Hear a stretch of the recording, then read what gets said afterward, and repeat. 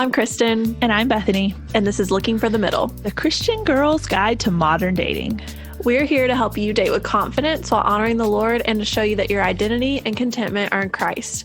We're going to give you the tools that you need to date successfully and be set up well for success in a godly marriage. Have you ever felt like you don't fit in with any of the extremes of dating today? We didn't either. So that's why we're here, looking for the middle. And welcome to a very special surprise episode that you were not expecting because we are being quarantined and we haven't been releasing episodes the past 2 weeks. And we weren't going to for another 2 weeks, but here we are, people. You're welcome. We were like, you know what? People need to know how to date in quarantine. Yes, they do. Which is why we're talking about texting today, because that's all you got. Exactly. So we are going to talk all about the do's and don'ts of texting somebody you're interested in or messaging them in other mediums like social media or dating apps. Before we do, 2 quick things. Just a reminder, if you're not already following us on social media, shame on you. You should go do that. So we are on Facebook at Looking for the Middle Podcast, or you can find us on Instagram at LFTM_podcast. We've also been doing Couchcast live the past 2 weeks. So if you follow us on Instagram, you can get in on that action. So you should go do that. Because we are on Friday again. Yes, we are. Like this Friday. This Friday, 7 p.m. Eastern time, we're going live. You should be there. We would love to have you. We're going to talk all about singleness, which who doesn't love that? And the other thing I wanted to remind you of real quick, which this has become even more relevant now that we are quarantined. If any of you are listening and you've gotten onto a dating app in the past couple of weeks while you've been sequestered to your home, we have a resource for you. We have created a free online dating investigation guide, which is basically a list of topics and questions that you can ask or talk about with somebody that you're talking to online, texting, social media, however you want to talk to them.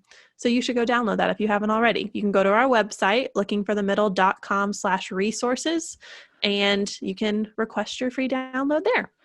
Perfect. Okay. Is that all the housekeeping? Yes. Are we ready for a question of the day? Yes, I'm ready. Okay. So I was thinking, one, about the topic of this episode, and I've had a lot of extra time on Facebook these days, so it ties in with one of those too. So have you seen the thing on Facebook that's like, ooh, list the 10 things. I'm not going to make you do 10, don't worry. But list the 10 things that you don't like that seems like most everyone does. Yes, I have seen these. I was like, ooh, that's fun.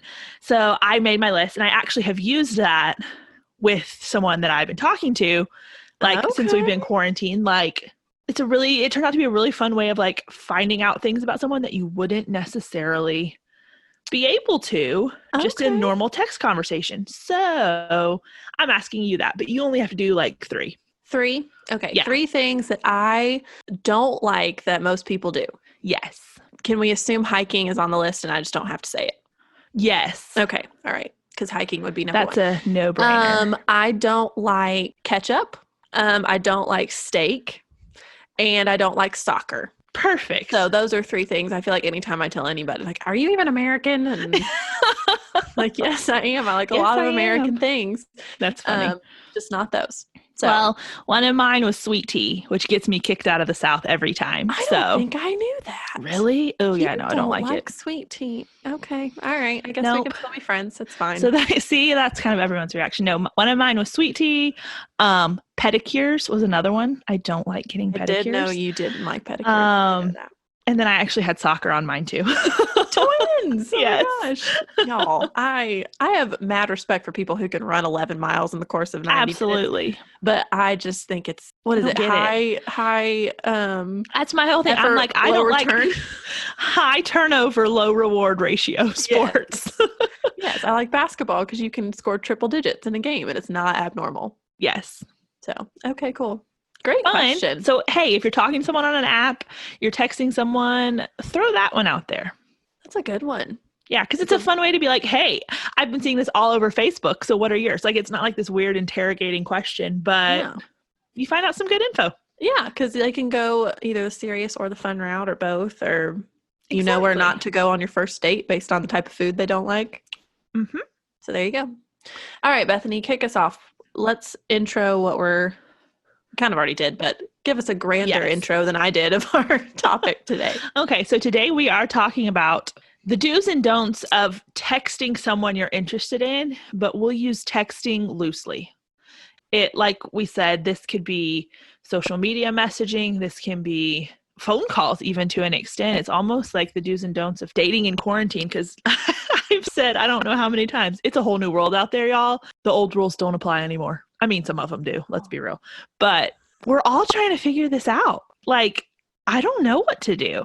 So we did come up with some things to do and things not to do when it comes to like how to text someone. And a lot of these just apply all the time, but I think they may apply a little bit more now because you don't have your wonderful in-person personality to fall back on. Yeah, for real. And this is honestly where I get a little bit insecure because I feel like I'm way more fun and engaging in person than I am when I'm talking to someone online or texting that I don't normally talk to or that doesn't know me super well. Because I mean, like I text you, you can read between the lines, you know my personality, you know how I talk and all of that. But when you don't have all of that established already, I'm like, oh my gosh, they're going to think I'm so boring and not fun to talk to at all. Well, and we talked about this, you and I did a couple of days ago, about how, especially if you're going like the dating app route, and so you've gone from talking on an app to texting, and then you're trying to make that transition or figure out when to go from texting to talking on the phone or in like going out in person. And I don't know how to explain it. If you've done it enough, like there's this sweet spot you can feel where you're texting and everything's great. And then you kind of hit this spot where it's like, okay, if we don't talk on the phone or meet in person soon, like this is going to fizzle. Like texting only carries you so far. But now when it's been weeks of not being able to go anywhere, and if we're being realistic, we're probably halfway through, I feel like I don't know, like I feel like it's been 3.5 weeks and it's probably going to be another 3 weeks, the end of April. And so how do you hit that sweet spot and want to try to progress to something else, but then at the same time you literally cannot? So I don't know. I think we're going to have to get creative a little. One, legally, and two, just to be fun. Like, yeah, I don't know. Do you go meet a guy in a parking lot of a restaurant that used to be open and eat in your separate cars and yell out the window? I don't know. Is that what dinner dates are now? Have you heard about Netflix Party? I've heard of it. I haven't tried it. Have you? Yeah. So Lauren and my roommate, me and 2 of her friends, every Sunday night at 8:00, I didn't go the last couple weeks because I was gone, but I've done it a couple times, and you watch Netflix together. So you're all like on this link, you can pause it and it will pause it for everyone or play or whatever. And then there's a chat window. So you can chat about the movie while you're watching. And so I've heard a lot of people are doing that for dates. They're like picking a movie on Netflix and then they're chatting during the movie. That's such a good idea. So just a little tip if you haven't done that. You have to use it on, it's an extension on Google Chrome. So you have to use Google Chrome, but. Oh, so you can't like use your phone. I don't think so. I think it's a computer thing only, but. That's fun though. I know, isn't it I'll cool? have to try that. You should. Cool. Okay. Rabbit trail. So sorry. Let's start with, we're going to break down the do's and the don'ts. Let's start positive. Let's start with what you do when you're texting or messaging somebody that you're interested in. Okay. So the first thing you want to do is to text with purpose. And that doesn't have to be super serious. It's kind of common sense. Instead of always just saying, hey, how are you? How was your day? Or, hey, what's up? Ask a question. Be creative with that. It shows a little effort. It shows you're interested. It just takes a little more effort than the, hey, how are you? Everybody says that to everybody they come in contact with ever. Like there's nothing special about that. So, well, and how often do you answer that truthfully? Because you're just conditioned to say like, oh, I'm good. How are you? Even if you've had the worst day ever, 9 out of 10 people, you're not going to tell them that. Yeah, there's nothing about that interaction that fosters going deeper with getting to know someone. And I'm not saying every text message you have to send has to foster a deeper connection. Trust me, I don't do that. But when it comes to the general just like tone and effort put into it, show that you're interested, I guess. One side note, purpose does not equal interrogation. So when we say text with purpose, I'm not saying play 20 questions every day. That's not what we're talking about. I think my dad had said this to me not too long ago. He was like, when it comes, think of a generation removed. When it comes to this whole online dating thing, is kind of how he started the conversation. He was like, I feel like you just have to approach these interactions as if it was in person as much as you can.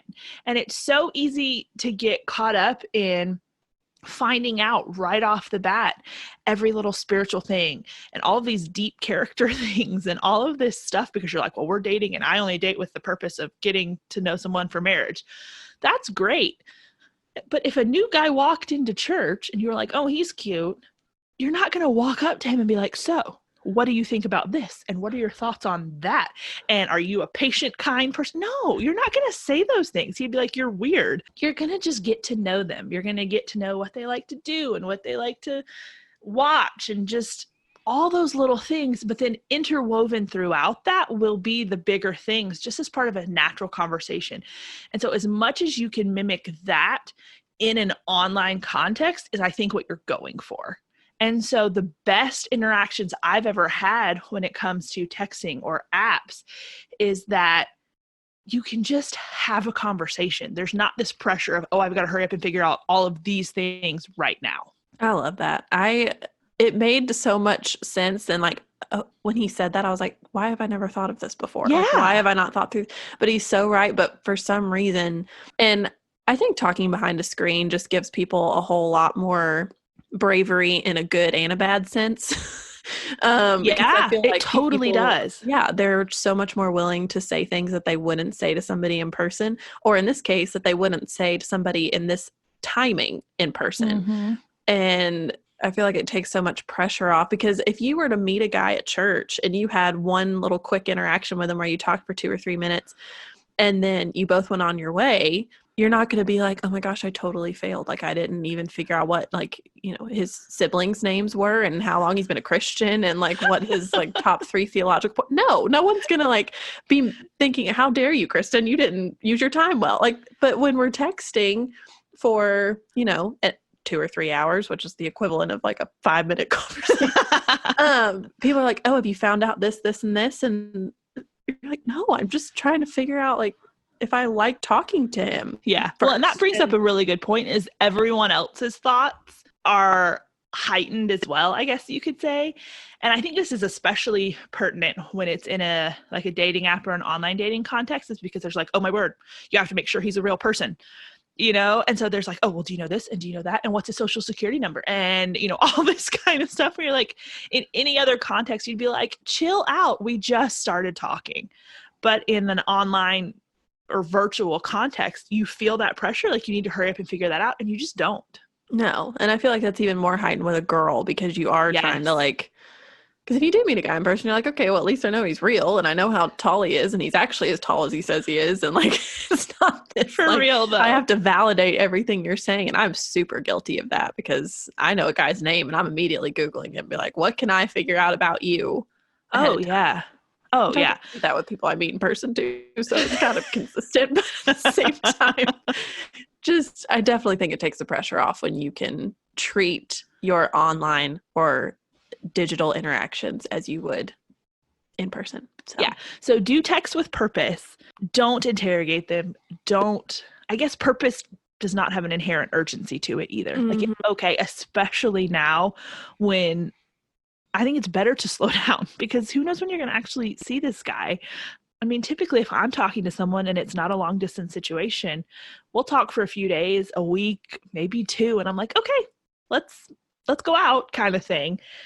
But you can't do that now. So you're going to have to really rely on that conversation. And if you run out of things to talk about in the first 2 weeks, you're in trouble. And it may not be because you've actually run out of things to talk about, but because, like we've said before, you've talked about all these big, serious things, and it creates a false sense of like compatibility. Slow down, talk about the small things, and you'll be fine. Yeah. Okay. I feel like we're doing a whole episode on that one thing. So I'll shut up and you move on to the next one. Let's keep going. All right. The second thing you should do when it comes to texting someone you're interested in is that you should apologize or offer some sort of explanation if it takes you an extremely long amount of time to respond. Define extremely long. Extremely long. I am not saying that if you take 2 hours to text them back, you should give them a reason, because that is perfectly fine. But if you're really interested in this person and it takes you 12 hours to respond to a text and that's out of character for you, like, be willing to offer an apology and some sort of explanation, and that will go a long way. Because I mean, you think about, if you're really interested in somebody, you want to talk to them as much as you possibly can, especially at the beginning. And I'm not talking like obsessive, like, oh my gosh, I'm sitting by my phone waiting for him to text me back. But you see his name come up and you're like, oh my gosh, I really am glad he's, text me back. So I'm going to go text him back. And if it takes forever and you're not used to taking forever, you just saying, hey, I'm so sorry. I had a really big work project that's been, taking up all my time today. I'm done now. How was your day? What's going on? Or don't say what's up, because we just said not to do that, but you know what I mean? But just, and maybe if you're, which we'll get to people who say they're bad texters in a minute, because I'm a firm believer that I don't really think they're actually bad texters, but we'll talk about that in a second. But if you're just not a consistent texter and you take a while to respond, and that's normal, your window of needing an apology or an explanation may be longer, but just be considerate, because if you felt like you were being ignored by somebody that you were interested in, you would want some sort of like explanation. Without any explanation, that says very clearly, I'm not that interested. Yeah. So if you're not, fine. But if you are, you need to make sure you're not sending the wrong message.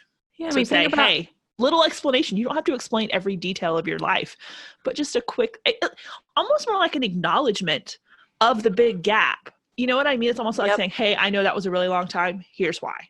Yeah. It doesn't have to be this huge thing, just kind of a courteous acknowledgement of it. Exactly. And then one other thing too,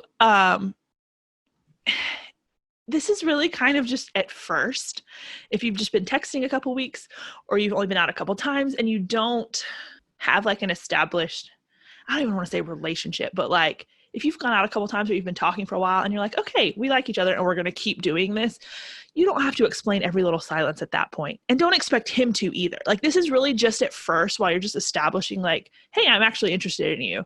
Once that's kind of been established, you don't have to continue to explain every little thing. Because I mean, I've had guys before where I'm like, hey, look, it's fine. Like, I know you're busy and I appreciate that. And I appreciate that you devote your time to your work. Like, don't worry about it. Just text me when you can. Like, it's okay.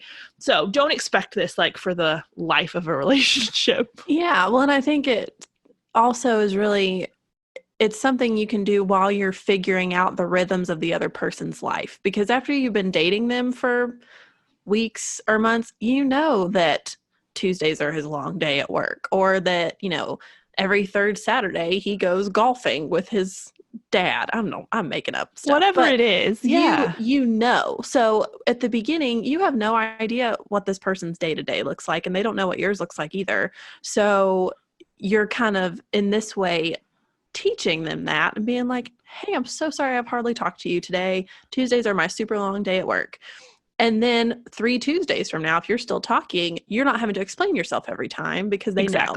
So it's just one of those courteous things you can do it. Again, this is texting someone you're interested in. So not necessarily like, hey, we've been dating for 6 months, but just those first few weeks being kind and courteous in the way you message them. So yes, I like that you pointed that out.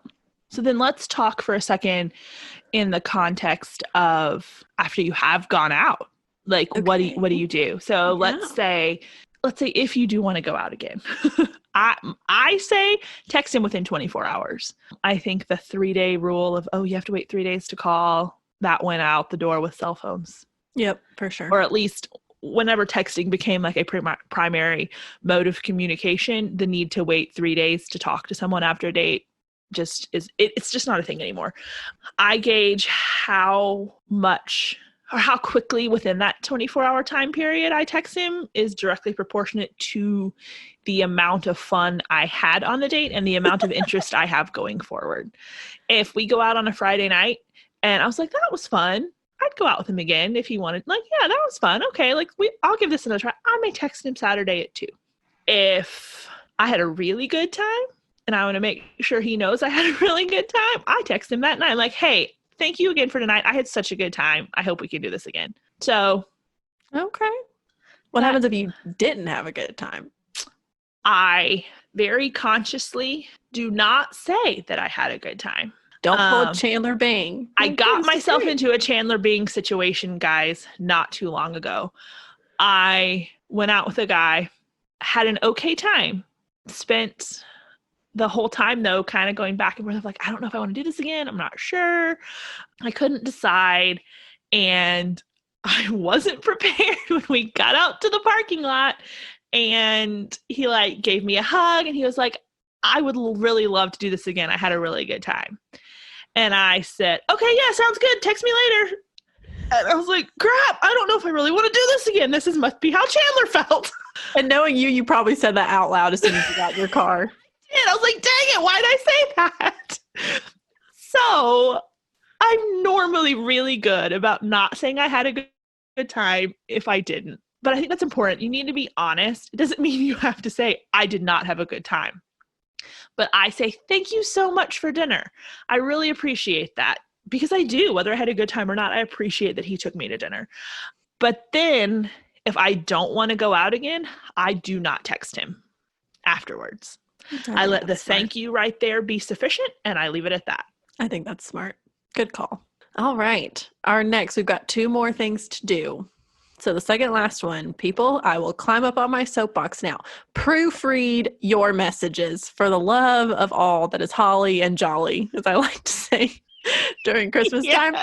No, proofreading your messages matters so much more than you think it does. And I know I sound like a grammar Nazi or your 9th grade English teacher, and I don't care, because if your texts... It matters. Yes, or your online dating messages or your online dating profile consistently includes spelling and grammar errors, the other person is going to notice, and it typically won't work in your favor. So...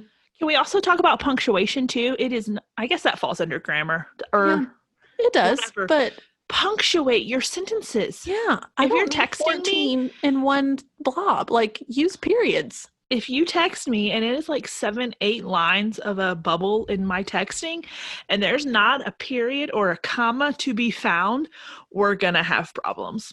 Yeah, because those are signs you're supposed to breathe. So if anything, you're just going to suffocate the person you're talking Exactly. to. No, but just it takes literally 10 seconds for you to reread what you said, to make sure it makes sense, to make sure you spelled everything correctly. And every now and then, I mean, there's grace. We're going to make mistakes. But if it's constant, like that's a problem. You can tell the difference too. You can. You really can. And also, just another thing to think about, autocorrect can be a real pain sometimes. And I know it's there for our benefit, and it works wonders most of the time. But I have been burned more than once where I've wanted to like say something, especially something like super emphatic or like really important, and then there's been an autocorrect and it takes away from everything. Or if you're trying to be snarky and like make your joke, and then you spelled something wrong, or it auto-corrected a word. I'm like, I know they know what I meant, but now it's just not funny anymore. No, it's not. And you want the person you're texting to be able to read the message you sent, to interpret it as you intended as easily as possible. So it's a very simple thing to do. I know as girls, we tend to probably overthink our texts anyways, which means hopefully you're rereading them, and you probably have a friend reading them too, which may work in your favor. But if you don't, that may be something to think about. Okay. Never. Okay. Never. And Bethany's begun lying to all of you. No, I won't harp on this forever, but just take the extra time to read through your messages. It will go a long way. Okay. Which brings us to our last point. Our last do pay attention to the tone of your text. And I know it's a fun, easy thing to say, oh, there's no tone in texting. Yeah, there is. And you know it. So pay attention to that and read through it as someone who doesn't know what you're trying to say. Kind of like we were talking about earlier, is you don't have your in-person personality to fall back on right now, especially when you're not able to go out and see people in person. And so something that I might text to Kristen and she will hear me reading it because she knows me. You know what I'm saying? Like she will read that in my voice almost because she knows what that is. So reread your text messages to an extent. You don't have to get like crazy about this, but reread them from the standpoint of knowing in your mind that this person does not know your voice. Especially if you're talking like dating app, they literally may have never heard your voice before. So be careful being real snarky or making jokes sometimes that could come across as like complaining or annoyed or whatever. You may know that you're joking, but they may not. And you don't want that to give them the impression of you're just a really negative person. I actually talked to someone online who just seemed super negative, and it was like everything was someone else's fault and everything this and everything that. And I was just like, I didn't know how to interpret any of what they were saying because I didn't know this person. So just kind of think through it from that standpoint. They don't know you. Your humor may not land at first. So reread texts if it's questionable. And if it's questionable, maybe just don't even send it, because it's really easy to misunderstand or misinterpret it based on those things. Yeah, or if you're really questioning, send it to one of your friends and be like, hey, if you read this, what would you think? Like, would you, think it was funny, or would you think I was being rude? Like, where's the line? And and like what we were saying a minute ago, the things that make up your tone may not always be the words, but it may be the punctuation you're using or the emojis you're using. I know we're getting super technical here. And even words that like haha and LOL. And I appreciate when people put those, because it's like this little wink of, oh, I'm being funny. And I'm like, yeah. Good. So I'm not, because I'm a huge fan of sarcasm. Don't get me wrong. And most of the time I can pick up on it, but on the odd chance that I can't, those little hints make it a lot easier. Yeah. So like Bethany was saying, just try to think through it as objectively as you can before you send it, and it will make things a lot easier. Yeah. Well, and we all know witty banter is like one of my love languages. And so I am all for like the joking back and forth when you're texting someone. It's like the best way to flirt with someone. You know what I mean? And so there is nothing worse than trying to do that and you're like making a joke and then the person coming back and like explaining what they meant because they thought you were serious. There's nothing worse than that. I'm like, really?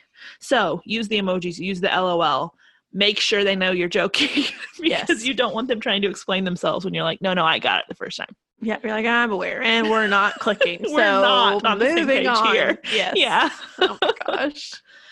Okay, so that's enough things to do. And I think we threw in like a lot of things not to do in that even. But let's be specific here. What are some things you should definitely not do when you're texting or messaging someone that you're interested in? So the first thing I would say not to do is don't text them 14 times in a row with no response, particularly if it's during work or school hours. Now, I think 3 is like acceptable. Yes, which I'm really guilty of. Like, I don't typically send multiple messages. I do paragraphs in one. I do too, and I like separate them. If I have separate thoughts, I'll put a blank line and then start the next thing. Break. Yep. Yeah, but just blowing up their phone, especially at the beginning of getting to know someone, it really comes across as like you're smothering them, like you're needy. Those are all things we know we don't want to be. So this is one way that you can not be that, by not sending them multiples of messages in a row. And this is also why I always encourage people to talk about their communication expectations up front at the beginning of a relationship. I'm not saying at the beginning of like, I've been talking to this guy for 2 days, which Bethany will talk about in a second, but let them know, oh, hey, by the way, on Wednesdays, I work 14-hour days, so I probably won't be able to talk a lot. So then most likely your phone's not going to get blown up. But if you don't communicate those things ahead of time, this, could happen. And, you can't control how he communicates. But the moral of the story, do not blow up his phone at the beginning. It's just not a good look for anybody. Yeah. I think that's something that is more likely for girls. I would agree. But guys are not immune from this. I don't like being smothered, especially early on, because I'm like, oh my word, if this is how you are now, where is this going to go from here? You know what I mean? Yeah. And so I'm just like, oh, I don't know. So guys, if you're listening, girls can they have a higher threshold for this, I think, but still stay away from it. And I did want to kind of piggyback on what you were saying about waiting until you're established as a dating couple to really dig into your texting expectations or your communication expectations, because, and we've talked about this several times in different episodes over the time we've been doing this. And I've always thought in my head, I can just picture this girl who's like been texting a guy for 2 days and she's like, okay, so let's establish like communication expectations. And she's thinking, oh yeah, they said to do this on the podcast. So blah, blah. And the guy's like, oh my word, she's crazy. Like I've been talking to her for 2 days. So we've never had a good place to come back and like establish. We're talking about, you've gone out, you have established yourselves, we are dating, then talk about that sort of thing. This is not a get to know you conversation. No, not at all. So, and this is where you can kind of work back in those meaningful questions that we were talking about at the beginning of this episode of like, hey, what does your work week look like? And then you learn like, oh, he doesn't have a desk job and he works really random hours. So during these hours, I won't be able to talk to him. So I'm not going to try. Yeah. I mean, really use that early time of communicating to kind of, you may not have to talk about your communication expectations because it meshes. So use that early time to see how you communicate. And if there are places of like frustration or like you're missing each other and you can't quite figure it out, then talk about it. It's not a must. It's an if you need to kind of thing. Mm-hmm. So yeah, you'll figure it out as you go. Exactly. So then the next thing is that you don't want to have important conversations over texting that would be better suited for on the phone or in person, even in quarantine. Like this is a rule I think that hasn't changed. Yes. Like, yeah, you can't be in person, but you can talk on the phone or you can FaceTime. And these are those conversations that, because there isn't as much tone in texting, can get misconstrued. Things where you need to hear tone and maybe even see someone's face, so you FaceTime or whatever. Don't resort to texting for those big things that need to be talked about on the phone. And we're not going to give you like a list of what those things are. You know what they are. And they're going to be different for every relationship, but you'll know what that looks like. And I'm guilty of this. I've done this before. And sometimes I don't even realize I've started a conversation where I'm like, oh, this would be better in person. What am I doing? You may realize once you're like in it, you're like, probably shouldn't have done that. And so I've even just said before, like, hey, didn't mean to make that super serious over texting. We can talk about it later. Like, it's okay. But yeah, try to keep those conversations in person or on the phone as much as you can. Yeah, that one's it's a big one, but it's just short and sweet. It's just like, it's just something you should do and stick to, and it doesn't really change regardless of whether you're stuck in your home or not. Yeah. Okay, our next thing that you should not do when it comes to texting is don't give 1 or 2 word answers. Okay, think about what Bethany was saying earlier when she was talking to her dad, and like the way that you are interacting with somebody on your phone or online should try to be as similar as possible to how you would interact with them in person. If you were having a conversation with somebody in person and you ask them a question and they're like, oh, fine. Oh, cool. Thanks. THX, whatever. You're like, okay, this person doesn't want to talk to me. And then you walk away. Texting is no different. So that's just, I feel like if you want to talk to somebody or somebody wants to talk to you, they will give you more than that in conversation. And when they're not, then you may need to take that as a little bit of a red flag, yellow flag, whatever you want to call it. But, and I'm saying, we say this because we're telling you guys that are listening, or you ladies, most of you are women, not to do this. But just real quick, you don't have to put up with 1 or 2 word answers all the time either. Mm-mm. And I know as a girl, like, oh my gosh, I really like him and he's so cute and he's texting me. But if he's texting you and your answers are this long and his are this long, like that's not, you can't see me. But you can like, I'm looking at myself in a video on the Zoom call. But you like, you know, your message takes up half of your screen and his is 1 line. Like it's not... You don't have to keep that up. You know, yes, we say all the time, particularly this season, you want to be with somebody who wants to be with you. And if they want to be with you, they're going to talk to you. Yes. Instead of giving you these little blurbs. And I saw this quote on Instagram recently, and I just thought this was so good. It said, I've seen busy people make time. I've seen bad communicators communicate well.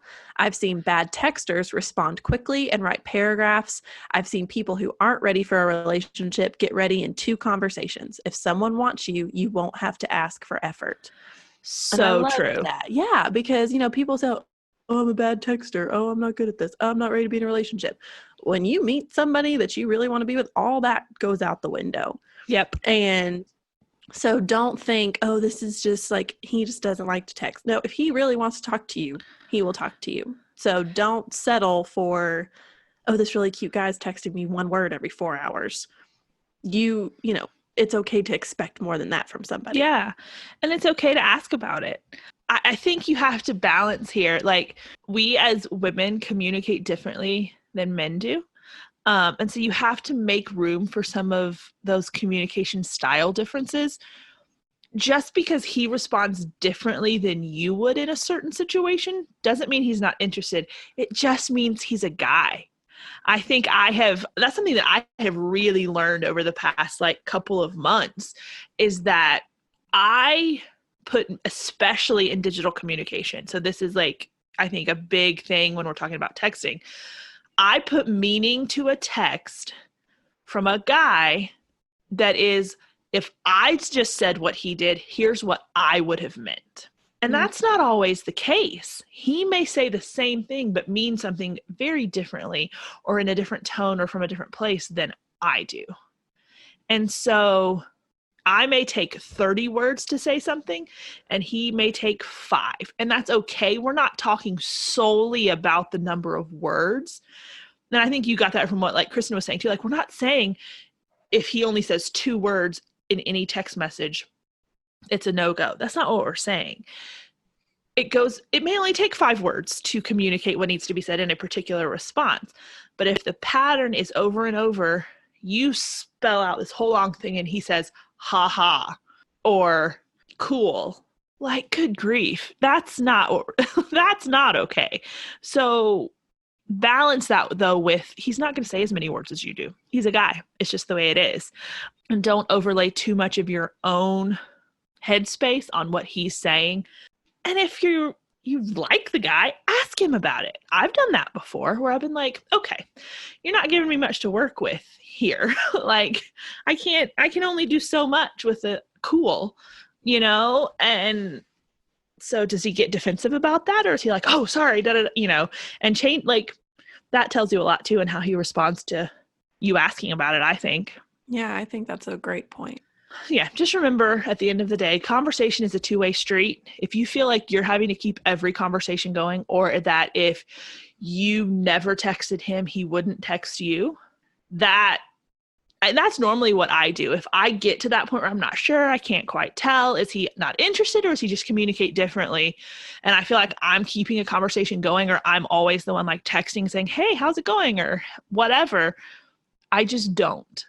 I stop and I say, okay, for the next 24 hours, I'm not texting him first.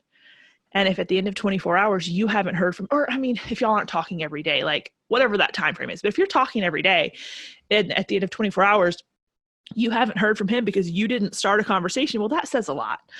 And I've had that go both ways. I get to the end of it and I'm like, didn't ever hear from him. So that, that says a lot there. Or he does text you and that says a lot in the other direction. So I think that's helpful. Yeah. I mean, once again, do you want to be talking to someone who doesn't seem all that interested in talking to you? Like, these are questions you need to really ask yourself and think, it's great that, I met this guy and he's really cute and he seems to, have a lot of the qualities I'm looking for. But if he doesn't really seem to want to put a whole lot of effort into talking to me, is this somebody I want to spend my time trying to force conversation with, Yeah. So just, these are tough questions to ask yourself, but I think they're really important to ask yourself because they're going to save you a lot of heartache if you can go ahead and figure this out ahead of time. If I'm honest with myself, he doesn't seem that interested, whereas you're keeping conversation going for months on end and he's just kind of going along with it. And then you get more attached and then you get more hurt when you finally do come to terms with what you could have come to terms with earlier. So yeah, speaking from experience. So don't think we don't know what that feels like, because we for sure do. Absolutely do. Yeah. Oh yeah. And I think it's okay too if you get to that point. It's either like, okay, where's this going? And you're probably getting more attached than he is or whatever. I have just said, and don't say it accusatorily. Is that a word? Sure, we'll make it a word. Don't make it an accusation. There you go. That's what I was going for. Accusatorily. I'll go add it to the dictionary when we're done. Thanks. But it's okay to send a message saying something to the effect of, I know you're busy. I know you have a lot going on. But I just can't quite tell where you're at with this. If you're not all that interested, like, it's totally fine. I just want to know. It's better to do that early rather than later and get hurt, like you said. Mm-hmm. Yeah, asking for clarity is not, you don't want to have to ask for it typically, but if you have to, you got to do what you got to do. Yeah. So, okay, our last don't of the list is don't rely on texting completely for your communication. Texting is great. I got asked, I started a job one time and they did this new employee survey and they're like, what is your favorite invention? And mine was texting. And everybody thought that was real though. Cool answer, but it's great. And I think about gosh, my parents had to either talk on the phone and they had a landline. How terrible is that? And so texting is awesome, especially in the times we're in right now. What an incredible, resource we have in it, but it shouldn't be your only form of communication with the guy you're interested in. Like Bethany said, there, at the beginning, that may be what you're doing, but there's eventually going to come a point when there needs to be some progression in your communication. So suggest a phone call or a FaceTime date in our current circumstances.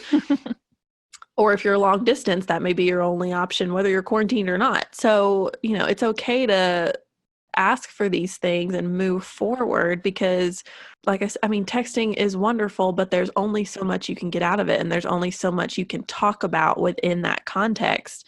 And you get to know somebody so much more deeply. And I'm not saying deep, dark secret, but just you're hearing their voice and you're hearing their tone and you're getting more real-time reaction. They don't get to weigh every single word that they say and, retype the message 4 times before they send it. You're getting how they actually are and you're getting to hear their personality come through. And there's a lot of value in that. So don't negate that just because texting's easy or comfortable. And like I said earlier, I know a lot of us are more brave and we're a little more confident when we're texting because there's a screen between us and there's, a filter because we can send this message to 14 people to proofread before we do it. But there's a level of vulnerability you get from that in-person interaction, whether you're on the phone or in person or on FaceTime or whatever. So use texting as a method, but not the method. And I think that your relationship will be better for it.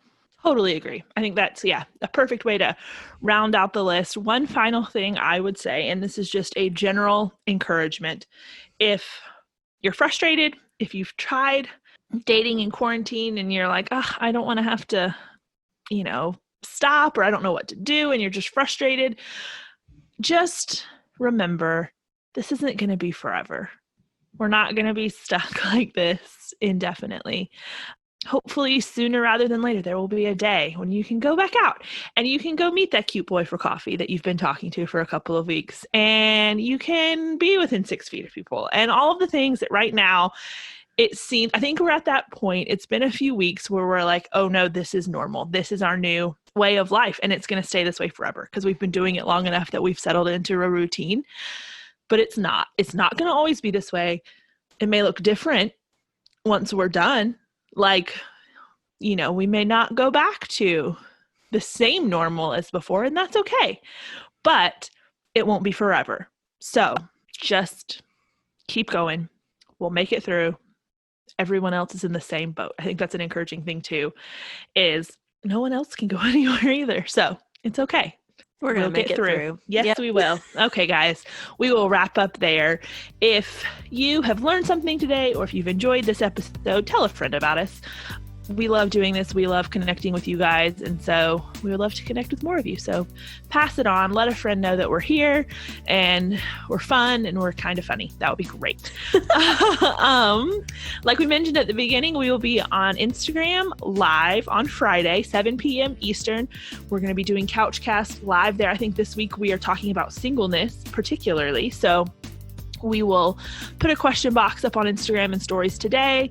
Feel free to DM us a question. And then once you get on the live, feel free to ask them right there too. We will be answering your questions about singleness live on Friday, 7 p.m.